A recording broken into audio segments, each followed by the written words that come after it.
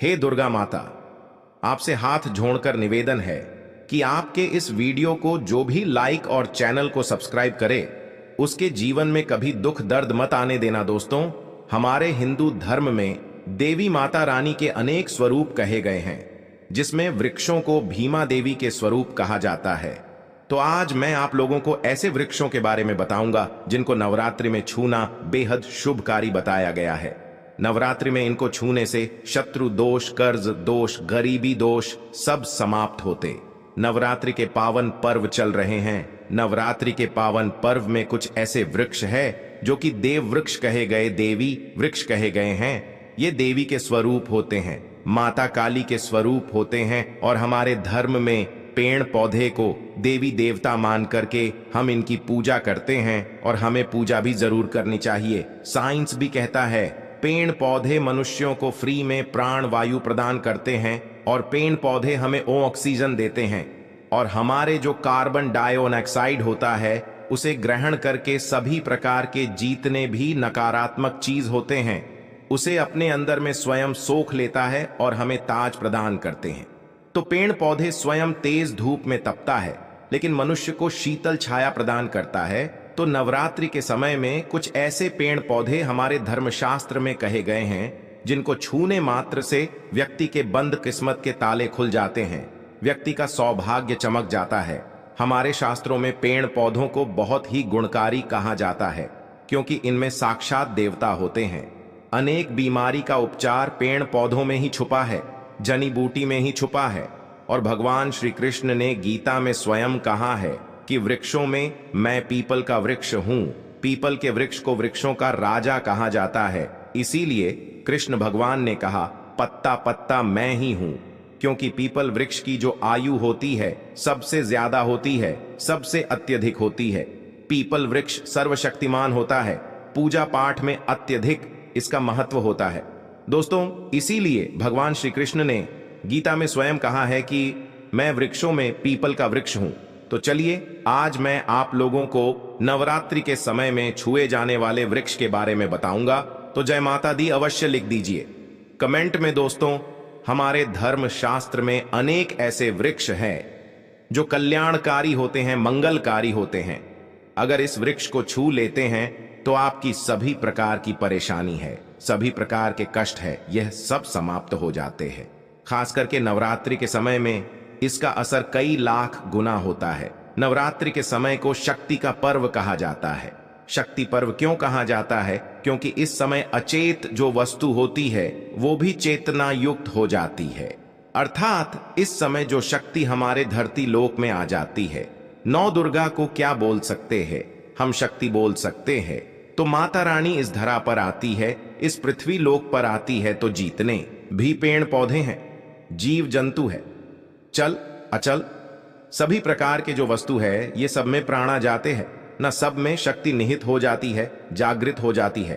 तो इस समय कोई भी पेड़ पौधे को जा करके छू दें, खास करके देवी स्वरूप कहे गए जो पेड़ पौधे होते हैं, जा करके आप इसे छू करके आते हैं तो आपके जीवन की परेशानी है, दुख है, तकलीफ है, कष्ट है, रोग है, बीमारी है, कलह है, जीवन में चल रही बहुत बड़ी समस्या है, सब समस्या समाप्त हो जाती है। काल सर्प दोष, मंगल दोष, शनि दोष, राहु दोष तत्काल अपना असर दिखाती है और सब दोष खत्म हो जाते हैं।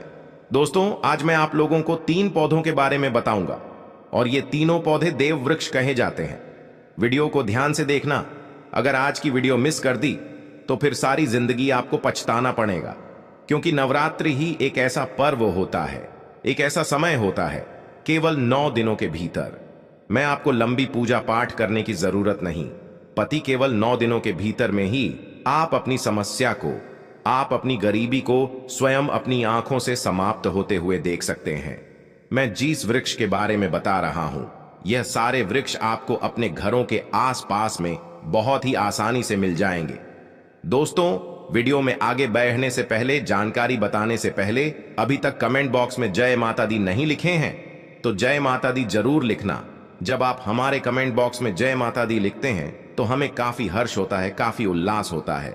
आप हमारी वीडियो को लाइक करते हैं तो हमारा मनोबल बढ़ता है, और आप सभी लोगों के लिए इस प्रकार ज्ञान भरी जो अच्छी अच्छी जानकारी होती है आप सभी लोगों के लिए ले करके आते हैं। तो अगर आप इस प्रकार की जानकारी में इंटरेस्ट रखते हैं, इस चैनल को अगर सपोर्ट करना चाहते हैं, तो आप हमारे चैनल को सब्सक्राइब कर हमारा सपोर्ट जरूर करें। दोस्तों, मेरे जो उपाय होते हैं आप लोगों को मैं सरल से सरल आसान उपाय बताता हूं, जो भी हमारे गुरुदेव ने हमें सिखाया है। जो उपाय बहुत ही सरल होते हैं, बहुत ही आसान होते हैं और यह राम बाण की तरह काम करते हैं। जिस प्रकार प्रभु राम के जो बाण होते हैं छुंग होते हैं, उसी प्रकार मेरे वीडियो में बताए गए जो उपाय होते हैं अचूक होते हैं, कभी भी प्रभावहीन नहीं होते हैं। तो वीडियो को ध्यान से देखना। कौन से ऐसे 3 वृक्ष हैं जिसे हमें छू करके नवरात्रि के समय में जरूर आना चाहिए। एक खास बात सभी दर्शकों को बताना चाहूंगा, नवरात्रि के समय में जितना ज्यादा हो सके देव वृक्ष की पूजा जरूर करना। दोस्तों, देव वृक्ष में कई प्रकार के वृक्ष होते हैं। चलिए मैं आप लोगों को बताना चाहूंगा कौन से वृक्ष को छूने से हमारी गरीबी मिटती है। पहला जो वृक्ष है बेल का वृक्ष, जो बेल का वृक्ष है, यह वृक्ष माता पार्वती के पसीने से उत्पन्न हुआ है। स्कंद पुराण के अनुसार जो माता पार्वती हैं यह देवी स्वरूप कही गई हैं, अर्थात ये नव दुर्गा के स्वरूप कही गई है। तो स्कंद पुराण की कथा में कहा गया है जो बेल का वृक्ष है माता पार्वती के पसीने से उत्पन्न हुआ है। इसकी डाली में पार्वती, जड़ में ब्रह्म, तने में विष्णु एवं समस्त जो हिस्से हैं उसमें भगवान शंकर जी बसते हैं। संध्या काल में शिव मंदिर के समीप या नौ दुर्गा मंदिर के समीप जो बेल के वृक्ष हैं, इसके नीचे में घी का दीपक जलाने से व्यक्ति धनवान, गुणवान एवं पराक्रमी बनता है। व्यक्ति के सभी प्रकार के मनोरथ की पूर्ति होती है। हमारे धर्मशास्त्र यह भी कहते हैं नवरात्रि के समय में अगर कोई भी व्यक्ति, जी हां, नवरात्रि के समय में अगर कोई भी व्यक्ति बेल के वृक्ष को माता नौ दुर्गा का ध्यान करते हुए 7 बार छू करके आ जाते हैं, तो ऐसे व्यक्ति की तत्काल अगर उपवास व्रत रखा है, ध्यान से सुनिएगा, जो लोग उपवास व्रत रखे हैं ऐसे व्यक्ति की थकान, सुस्ती तत्काल चली जाती है। ध्यान से सुनिए, जो व्यक्ति उपवास रखे हैं, व्रत रखे हैं, ऐसे व्यक्ति को नवरात्रि के समय में जितना ज्यादा हो सके संध्या काल में बेल के वृक्ष को जरूर छूना चाहिए। केवल आप ज्यादा नहीं छू सकते तो 7 बार छू करके जरूर आ जाना और बेल वृक्ष के नीचे में घी का दीपक जरूर जला देना। दोस्तों, घी का दीपक जलाते हैं तो इसके क्या फायदे मिलते हैं ये भी इस वीडियो में बताऊंगा। मैं सारी जानकारी इस वीडियो में विस्तार से बता रहा हूं, इसलिए आज की वीडियो थोड़ी बड़ी बन सकती है। हो सकता है 15 मिनट की वीडियो बन जाए, लेकिन अपना पूरा समय जरूर देना, क्योंकि जब हम उपवास व्रत रखते हैं तो हमारे शरीर में काफी थकान आ जाती है, हमारे शरीर में ऊर्जा की कमी होने लगती है। हालांकि हमें अध्यात्म ऊर्जा प्राप्त होती है, लेकिन हमारे शरीर में ऊर्जा की कमी होने लगती है। भोजन न करने के कारण हमारे शरीर में ऊर्जा की कमी होती है और इस ऊर्जा को बरकरार रखने के लिए, इस ऊर्जा को प्राप्त करने के लिए हमें बेल वृक्ष को छूना चाहिए। दोस्तों, अनेक संत महात्माओं ने बेल वृक्ष के पत्ते को खाकर के तपस्या की है एवं कई प्रकार की सिद्धियां हासिल की हैं। धर्मशास्त्र कहते हैं अगर नवरात्रि के समय में बेल के पत्ते खाए जाएं तो जो व्यक्ति लंबे समय से जो मंत्र के जाप कर रहे हैं, सिद्धि प्राप्त नहीं हो पा रही है, फिर कुछ आप ऐसी सिद्धि को प्राप्त कर सकते हैं जो सिद्धि आपको काफी लंबे समय से प्राप्त बेल के पत्ते खाने से वह सिद्धि जल्दी प्राप्त होती है। इसके नीचे घी का दीपक जलाने से हमें सिद्धि की प्राप्ति होती है। सिद्धि का मतलब होता है कार्य में सफलता। तो जो लंबे समय से आपके कार्य नहीं हो पा रहे हैं, उस कार्य में नवरात्रि के समय में जितने भी दिन हो सके आप जो है, जब भी आपको समय मिले तो शाम के समय में घी का दीपक जरूर जला देना।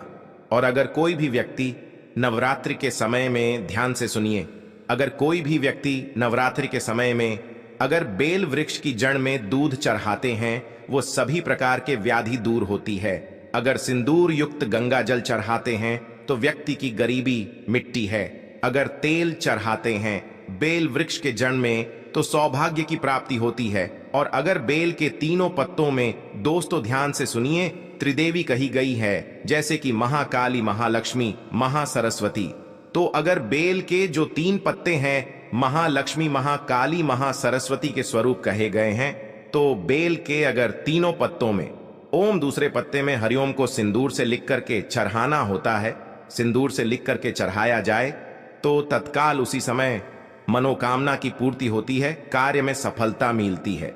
कोई लंबे समय से आपकी मनोकामना हो, आप चाहते हैं वह मनोकामना पूर्ण हो जाए, तो यह उपाय अवश्य करिएगा दोस्तों। इसकी जड़ में ध्यान से सुनिए। नवरात्रि के समय में इसकी जड़ में अगर तांबे की कोई भी रिंग होती है, जिसे हम एक प्रकार के तांबे की जो धातु है ये मंगल से जुड़ी हुई होती है, तो अगर नवरात्रि के समय में इसकी जड़ में तांबे की जो रिंग होती है, अंगूठी होती है, अगर आप 4 अंगुल खंड करके दबा करके आ जाते हैं, नवरात्रि भर इसे दबे रहने देना है। इसके बाद अगर आप पहन लेते हैं तो वह जागृत हो जाती है, क्योंकि जो बेल के वृक्ष हैं स्वयं जागृत कहे गए हैं और नवरात्रि के समय में इसकी जो आवरा होती है, इसकी जो ऊर्जा होती है अत्यधिक बढ़ जाती है। फिर अगर आप इस प्रकार की अंगूठी को पहनते हैं तो कभी भी आपको रक्त संबंधी समस्या नहीं आती, क्षणिका दोष नहीं सताता, राहु की पीड़ा नहीं सताती और 9 दुर्गा की कृपा से सदैव आप सुरक्षित रहते हैं। ऐसे व्यक्ति की कभी भी अकाल मृत्यु नहीं होती। दोस्तों, मैं दूसरे पौधे के बारे में जो बता रहा हूं वह पौधा भी जान लीजिए। मैं जो दूसरे पौधे के बारे में बता रहा हूं यह शमी का वृक्ष है। शमी के वृक्ष को जगदम्बा के स्वरूप कहा गया है। जो शमी के वृक्ष हैं यह स्वयं जगदम्बा के स्वरूप है।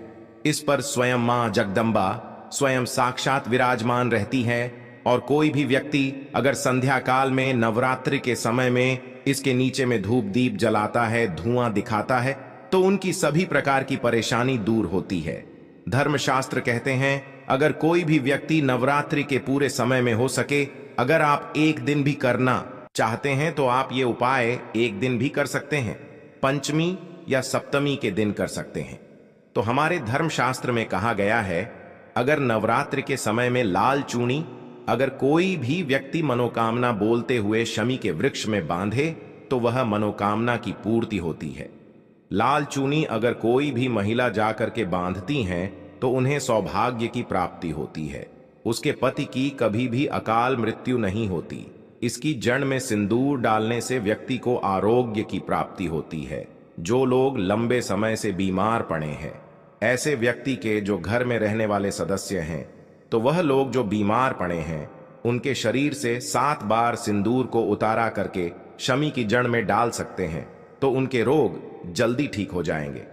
जो लोग लंबे समय से बीमार पड़े हैं या फिर आप बीमारी से बचना चाहते हैं, निरोग रहना चाहते हैं, तो इसकी जड़ में सिंदूर जरूर डाल देना।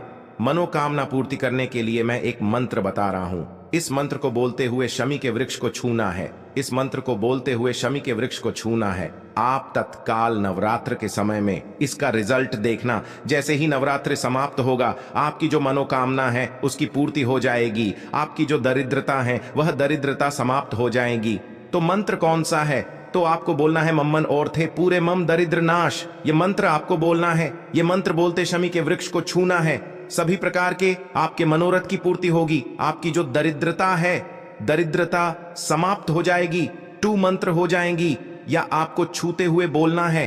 आप चाहते हो तो नवरात्रि के समय में मौली धागे भी शमी के वृक्ष पर बांध सकते हो। अधिकतर लोग मौली धागे बांधते हैं। मौली धागे बांधने से माता रानी आपसे बन जाती है। दोस्तों, कहने का मतलब है कि माता रानी आजीवन आपका साथ देती है, आपके हर कदम में मार्गदर्शन करती है। इसकी जड़ की मिट्टी ला करके ध्यान से सुनिए। नवरात्रि के समय में अगर आप जो है 9 दुर्गा के उपवास नहीं कर पा रहे हैं, व्रत नहीं कर पा रहे हैं किसी कारणवश, तो केवल इसकी जड़ की मिट्टी ला करके नवरात्रि के समय में स्नान करने से व्यक्ति का भाग्य उदय हो जाता है, व्यक्ति का भाग्य चमक जाता है, व्यक्ति की जो फूटी किस्मत होती है वह भी चमक जाती है। आप में से अधिकतर लोग बोलते हैं ना कि हमसे लक्ष्मी नाराज हो चुकी है, लक्ष्मी हमारे घर में आना ही बंद कर चुकी है। तो आप चाहते हैं कि लक्ष्मी की कृपा प्राप्त हो जाए, तो नित्य नवरात्रि के समय में इसकी मिट्टी को ला करके नवरात्रि के समय में स्नान करना शुरू कर दीजिए। नहाने वाले पानी में डाल करके स्नान करना शुरू कर दीजिए। आपके शरीर से दोष दूर हो जाएंगे। आपके शरीर से किसी भी प्रकार की पीड़ा है, सकारात्मक शक्ति आपके शरीर में प्रवेश कर गई है, वह भी समाप्त हो जाएगी।